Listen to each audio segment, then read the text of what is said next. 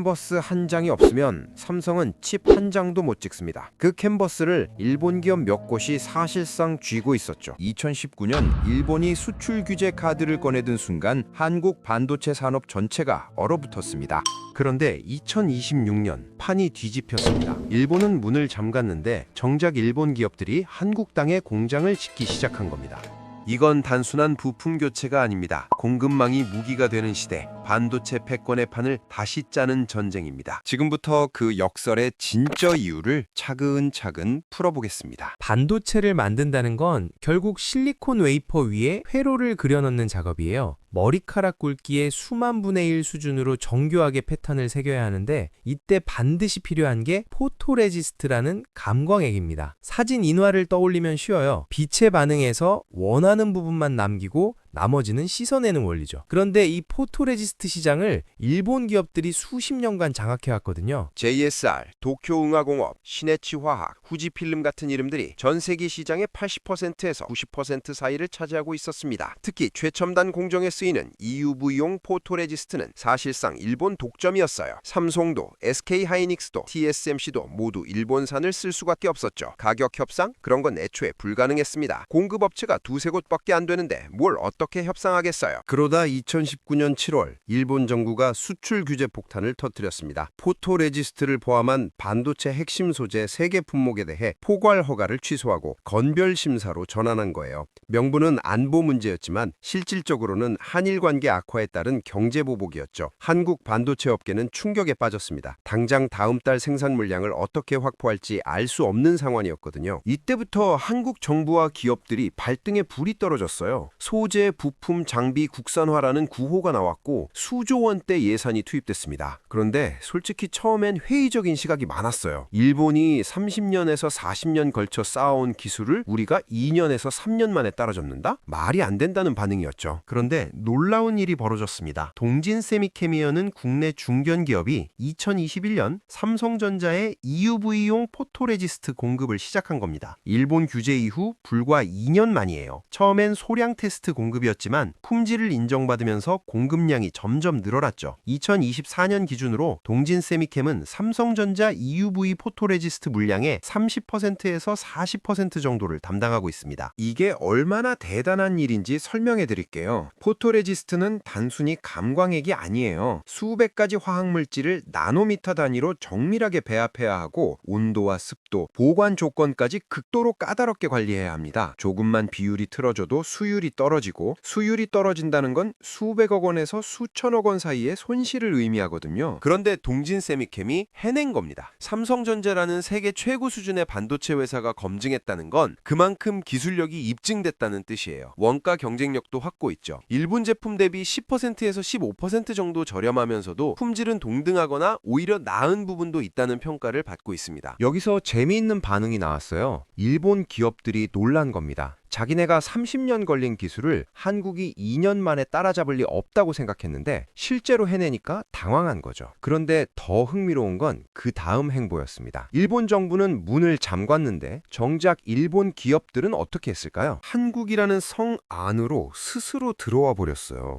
시네츠화학은 인천 송도에 있던 공장을 대폭 확장해서 EUV 포토레지스트 생산 라인을 증설했습니다. 한국에서 직접 만들어서 삼성과 SK하이닉스에 공급하겠다는 전략으로 전환한 거예요. 스미토모 화약도 마찬가지였죠. 전북 익산 공장을 늘리면서 한국 내 생산 능력을 키웠습니다. 할 만한 건 JSR이에요. JSR은 포토레지스트 분야에서 세계 1위에서 2위를 다투는 기업인데 2024년 11월 충북 오창에서 차세대 포토레지스트 공장 기공식을 열었습니다. 2026년 3월 완공 목표로 지금 한창 건설 중이에요. 투자 규모만 수천억 원대고요. 여기서 만들 제품이 바로 MOR, 즉 금속 산화물 레지스트입니다. 이게 왜 그렇게 중요하냐면 지금까지 써온 포토레지스트는 전부 탄소 기반의 유기물이었거든요. 분자 구조를 보면 스파게티 면발처럼 길게 늘어지는 사슬 형태예요. 분자끼리 엉켜 있고 크기도 상대적으로 큽니다. 7나노, 5나노 공정까지는 이게 문제 없었어요. 그런데 3나노 이하, 특히 2나노로 넘어가면서 한계에 부딪혔죠. 회로폭이 너무 좁아지니까 스파게티 면발 같은 분자가 끼어들 공간 자체가 수가 없는 겁니다. 붓 끝으로 점을 찍으려는데 붓털이 너무 굵은 것과 같은 상황이에요. 그래서 나온 게 무기 포토레지스트, 즉 MOR입니다. 주석이나 하프늄 같은 금속 산화물로 만들어서 분자 크기가 유기물 대비 절반 이하로 작아요. 스파게티가 아니라 모래알 같은 느낌이죠. 이 무기 포토레지스트가 가진 장점은 세 가지입니다. 분자 크기가 작아서 더 미세한 패턴을 정밀하게 그릴 수 있고 EUV 빛을 흡수하는 효율이 유기물보다 4배에서 5배 높아서 노광 시간을 대폭 줄일 수 있어요. 생산성이 올라간다는 뜻이죠. 그리고 식각 공정에서 패턴이 무너지지 않고 버티는 내구성이 뛰어납니다. 후공정까지 안정적으로 견디는 거예요. 현재 EUV 포토레지스트를 상업적으로 양산할 수 있는 회사는 전 세계에 딱 한 곳뿐입니다. JSR이 인수한 인프리아라는 미국 스타트업이에요. 사실상 독점이죠. 그래서 JSR이 한국에 공장을 짓는 건 단순히 생산 거점을 늘리는 게 아니라 차세대 기술의 핵심을 한국에 심는다는 의미입니다. 그런데 한국도 가만히 있지 않았어요. 삼성 SDI가 2023년부터 무기 포토레지스트 개발에 본격적으로 뛰어들었습니다. 삼성 SDI 하면 보통 배터리 회사로 알고 계실 텐데 사실 전자재료 사업도 오래 해온 기업이거든요. 이미 삼성전자에 샘플을 여러 차례 공급했고 현재 파일럿 생산 라인까지 구축한 상태예요. 동진 세미캠도 가세했습니다. 램리서치라는 반도체 장비 회사와 손잡고 드라이 레지스트 방식의 무기 포토 레지스트를 개발하고 있어요. 드라이 레지스트는 액체가 아니라 기체 상태로 증착하는 방식인데 더 얇고 균일한 막을 만들 수 있다는 장점이 있죠. 여기서 삼성전자의 전략이 명확하게 보입니다. 현재 사용하는 유기 포토 레지스트는 동진 세미캠을 통해 원가 경쟁력을 확보하고 미래 기술인 무기 포토 레지스트는 삼성 SDI로 기술 주도권을 잡겠다는 거예요. 투트랙 전략이죠. 현재와 미래를 동시에 잡는 겁니다. 그런데 이건 시작에 불과해요. 2025년 말 삼성전자가 게임 체인저를 투입합니다. ASML의 최신 장비인 하이 NA EUV를 도입하는 거예요. 2025년 말에 1대, 2026년 상반기에 추가로 1대를 들여옵니다. 대당 5,500억 원에서 6천억 원 사이니까 총 1조 1천억 원 이상 투자하는 셈이죠. 하이 NA EUV가 뭐냐면 기존 EUV 장비의 업그레이드 버전입니다. 기존 EUV는 렌즈의 개구수가 0.33였어요. 개구수라는 건 빛을 모으는 능력을 나타내는 수치인데 하이 NA는 이걸 0.55로 높였습니다. 빛을 모으는 능력이 1.7배 좋아진 거죠. 그만큼 더 미세한 회로를 그릴 수 있어요. 1나노, 0.7나노 같은 극한의 미세 공정을 가능하게 만드는 핵심 장비입니다. 그런데 문제가 하나 생겨요. 초점 심도가 얕아지는 겁니다. 카메라로 치면 피사체에 초점이 맞는 범위가 극도로 좁아진다는 뜻이에요. 그래서 포토레지스트를 엄청나게 얇게 발라야 합니다. 기존에는 100나노미터에서 150나노미터 정도 두께였다면 하이NA는 30나노미터에서 50나노미터 사이로 줄여야 해요. 얇으면서도 식각 공정을 견뎌야 하니까 내구성이 필수죠. 바로 이 지점에서 무기 포토레지스트가 필수 불가결해집니다. 유기물로는 이렇게 얇게 만들면 후공정에서 다 무너져 버리거든요. 타이밍이 딱 맞아 떨어지는 겁니다. 2026년 JSR 오창 공장이 가동되고 삼성 SDI도 양산 준비를 마치고 하이NA EUV 장비가 들어오는 시점이 거의 일치해요. 2나노 시대를 위한 모든 퍼즐 조각이 맞춰지는 거죠. 그런데 포토레지스트만 해결됐다고 끝이 아닙니다. 또 다른 핵심 소재가 있어요. 바로 블랭크 마스크입니다. 블랭크 마스크가 뭔지 아시나요? 반도체 회로를 새기기 전에 원판이에요. 미술로 비유하면 캔버스죠. 아무리 훌륭한 화가라도 캔버스가 엉망이면 좋은 그림을 그릴 수 없잖아요. 반도체도 마찬가지입니다. 블랭크 마스크라는 최고급 캔버스 위에 회로 패턴을 정교하게 그려놓고 그걸 실리콘 웨이퍼에 찍어내는 거예요. 그런데 왜 EUV용 블랭크 마스크가 이렇게 중요하고 비쌀까요? EUV 공정은 기존 DUV 방식과 근본적으로 다릅니다. DUV는 빛이 마스크를 통과하는 투과 방식이었어요. 그런데 EUV는 파장이 13.5나노미터로 너무 짧아서 대부분의 물질이 빛을 흡수해버립니다. 그래서 반사 방식을 써요. 거울처럼 빛을 반사시켜서 패턴을 만드는 거죠. 이 특수한 거울을 만들려면 몰리브덴과 실리콘을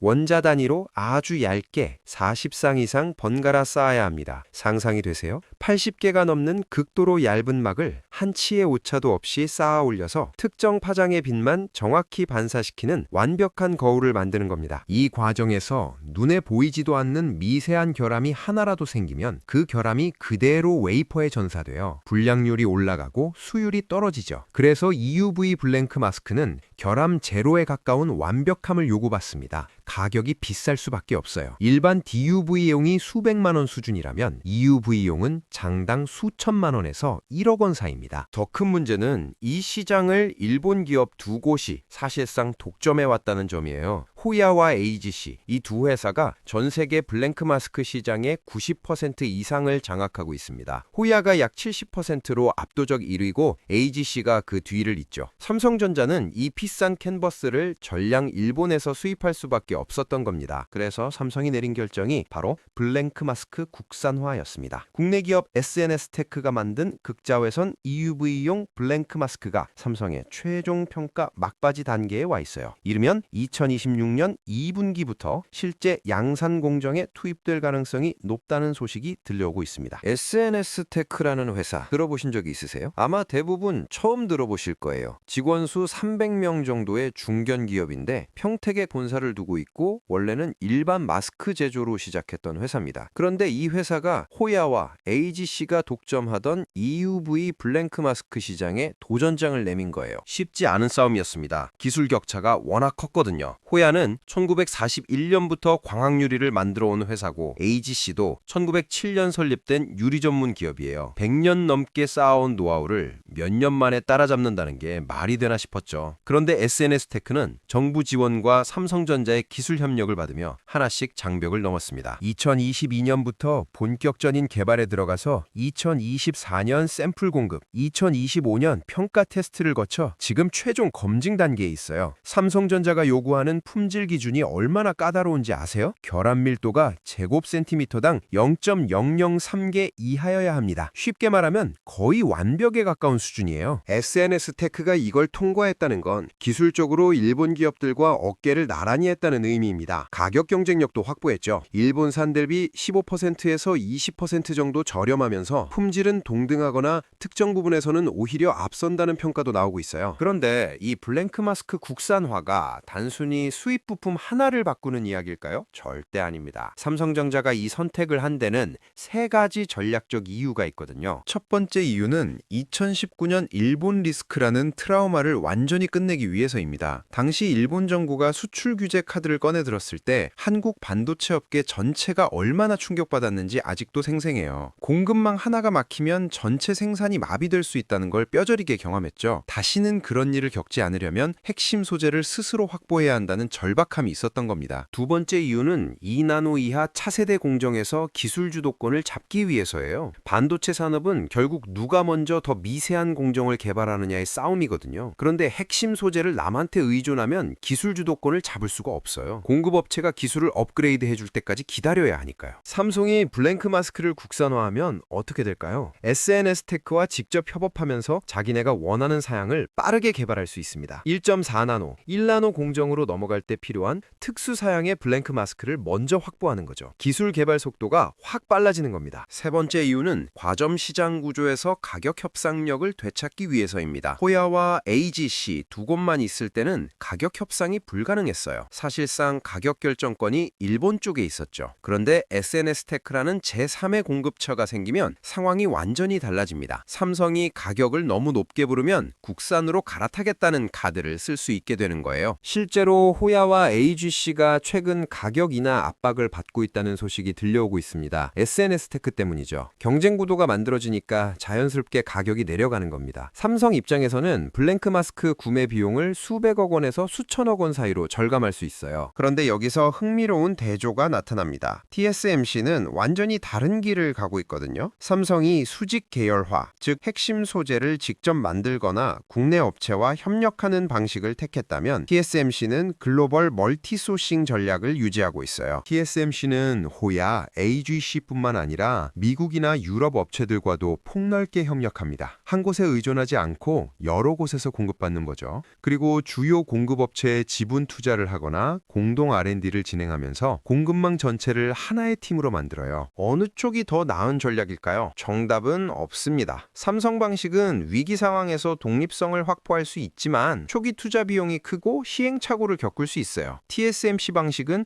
검증된 업체들과 협력하니까 안정적이지만 공급망 전체가 흔들리면 타격이 클 수 있죠. 각자의 철학과 상황에 맞는 선택을 한 겁니다. 그런데 이 모든 이야기를 하면서 우리가 반드시 짚고 넘어가야 할 사건이 있습니다. 2025년 12월에 터진 기술 유출 사건이에요. 검찰이 발표한 내용을 보면 정말 충격적이거든요. 삼성전자와 SK 하이닉스 전직 임직원 10명이 7년간 조직적으로 D램 핵심 기술을 중국 CXMT라는 회사에 유출했다는 겁니다. CXMT는 중국 정부가 육성하는 메모리 반도체 업체예요. 기술력이 한국에 한참 뒤처져 있었는데 이번 유출로 단숨에 격차를 좁힐 뻔했죠. 구체적인 수법을 보면 더 놀랍습니다. 한 연구원은 퇴사 직전 나흘 동안 수백 단계에 달하는 공정 정보를 손으로 일일이 베껴 적었어요. USB나 이메일은 보안 시스템에 걸릴 수 있으니까 아예 손으로 쓴 겁니다. 노트북 카메라로 설계도를 몰래 촬영한 사람도 있었고요. CXMT는 이렇게 빼돌린 기술로 불과 1년 만에 양산 직전 단계까지 갔습니다. 정상적으로 개발했으면 5년에서 7년 걸릴 기술을 1년 만에 따라잡은 거예요. 피해 규모는 수조 원대로 추산되고 있습니다. 단순히 돈 문제가 아니에요. 삼성과 SK하이닉스가 수십 년간 쌓아온 경쟁력이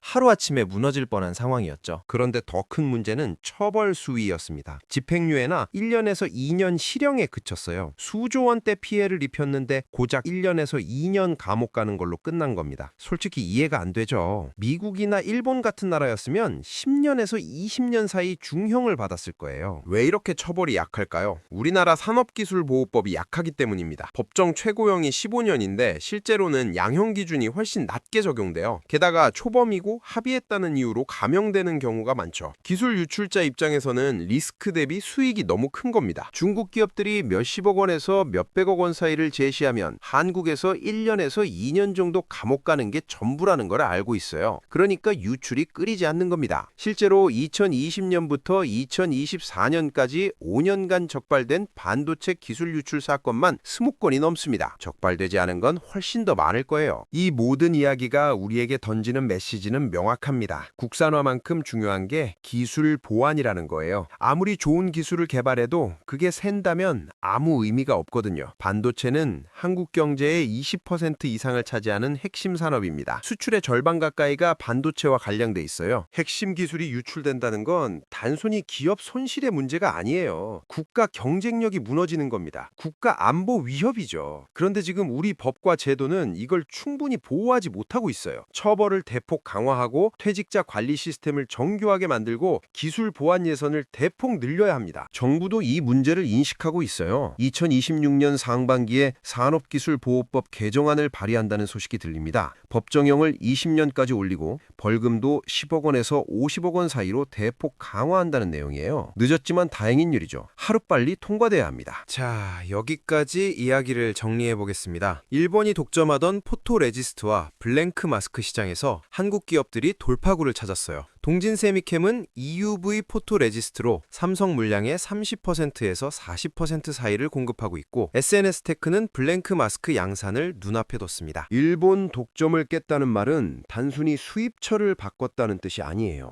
대기업과 중소기업이 협업해서 불가능해 보이던 기술 장벽을 실제로 넘어선 겁니다. 일본 기업들이 30년에서 40년 걸려 쌓은 노하우를 한국이 2년에서 3년 만에 따라잡았어요. 이게 가능했던 건 절박함과 집중력 덕분이었죠. 이제 남은 건 초격차를 만드는 일이에요. 국산화에 성공했으니 이제 일본을 따라잡는 게 아니라 앞서가야 한다는 뜻입니다. 2나노, 1.4나노, 1나노 그 너머까지 계속 달려야 해요. 삼성 SDI의 무기 포토레지스트 개발, SNS테크의 차세대 블랭크 마스크 연구, 하이 NA EUV 장비 도입, 이 모든 게 초격차를 만들기 위한 준비입니다. 단순히 기술을 확보하는 게 목표가 아니라 세계 최고가 되는 게 목표예요. TSMC가 3나노 양산에서 앞서 있다면 삼성은 2나노에서 역전을 노리고 있습니다. 2026년 하반기 2나노 양산, 2027년 1.4나노 개발 완료, 2028년 1나노 파일럿 생산이 삼성의 로드맵이에요. 여기에 국산 소재가 핵심 역할을 할 겁니다. 그리고 이 모든 이야기는 투자자들에게도 중요한 시사점을 던집니다. 반도체 관련 종목에 투자할 때 중요한 건 어떤 종목이 당장 오를까를 보는 게 아니에요. 누가 가장 깊은 해자를 파고 있느냐를 봐야 합니다. 해자라는 건 워렌 버핏이 자주 쓰는 표현인데 성주의를 둘러싼 방어용 물기를 뜻해요. 경쟁자들이 쉽게 넘볼 수 없는 경쟁 우위를 말하죠. 반도체 산업에서 깊은 해자란 무엇일까요? 기술력, 생산 능력, 공급망 안정성, 이 세 가지가 핵심입니다. 기술력은 더 미세한 공정을 더 빨리 개발하는 능력이에요. 생산 능력은 그 기술을 대량으로 안정적으로 찍어낼 수 있는 능력이고요. 공급망 안정성은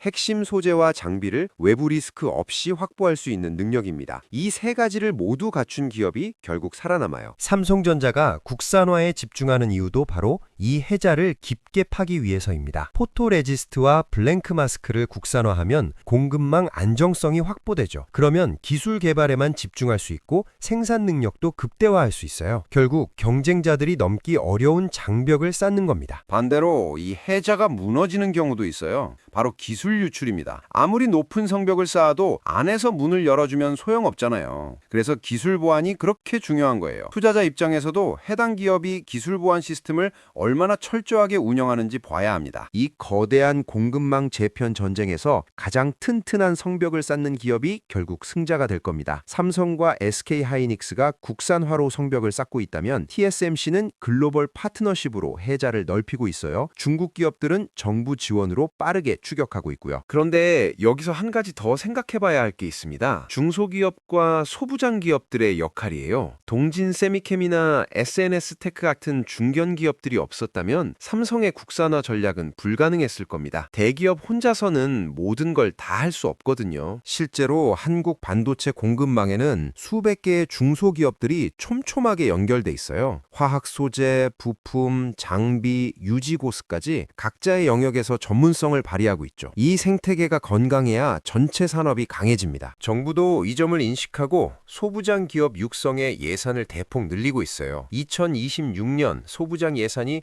5조 원을 넘을 것으로 예상됩니다. 세제 혜택과 R&D 지원, 인력 양성까지 패키지로 지원하는 거죠. 장기적으로 보면 이런 투자가 한국 반도체 산업의 경쟁력을 더욱 단단하게 만들 겁니다. 마지막으로 한 가지만 더 말씀드리겠습니다. 반도체 산업은 이제 단순한 제조업이 아니에요. 국가 안보와 직결된 전략 산업입니다. 미국이 중국의 반도체 수출을 규제하는 것도 일본이 한국의 소재 수출을 막으려 했던 것도 다 같은 맥락이죠. 앞으로 반도체를 둘러싼 국가 간 경쟁은 더욱 치열해질 겁니다. 미국의 대중 규제가 강화되고 중국의 자급자족 노력이 가속화되고 일본과 유럽도 각자의 반도체 전략을 강화하고 있어요. 이 거대한 지정학적 게임에서 한국이 어떤 포지션을 차지하느냐가 앞으로 10년에서 20년 사이 우리 경제를 결정할 겁니다. 그래서 지금 삼성과 SK 하이닉스가 하고 있는 국산화 노력, 기술 개발, 공급망 재편이 단순히 기업 차원의 전략이 아니라 국가 차원의 생존 전략이라는 걸 이해해야 해요. 우리는 지금 역사의 분기점에 서 있습니다. 2019년 일본 수출 규제라는 위기를 국산화라는 기회로 바꿨듯이 앞으로 닥칠 수많은 도전들도 성장의 발판으로 만들 수 있을 거예요. 포토레지스트 국산화, 블랭크 마스크 국산화, 이건 시작일 뿐입니다. 다음은 식각가스, 그 다음은 검사 장비, 그렇게 하나씩 기술 독립을 이뤄나가는 거죠. 물론 쉽지 않을 겁니다. 일본과 미국, 유럽 기업들이 수십 년간 쌓아온 기술 격차를 좁히는 건 결코 간단한 일이 아니거든요. 하지만 불가능해 보였던 EUV 포토레지스트를 2년 만에 국산화한 것처럼 우리는 해낼 수 있습니다. 절박함이 혁신을 만들고 협력이 불가능을 가능으로 바꾸는 걸 우리는 이미 경험했어요. 이제 남은 건 멈추지 않고 계속 달리는 것뿐입니다. 2나노를 넘어 1나노로, 1나노를 넘어 그 너머로 끊임없이 전진하는 거죠. 결국 이 전쟁에서 승리하는 자는 가장 오래 견디는 자가 아니라 가장 빠르게 혁신하는 자일 겁니다. 한국 반도체 산업이 그 주인공이 되길 기대합니다.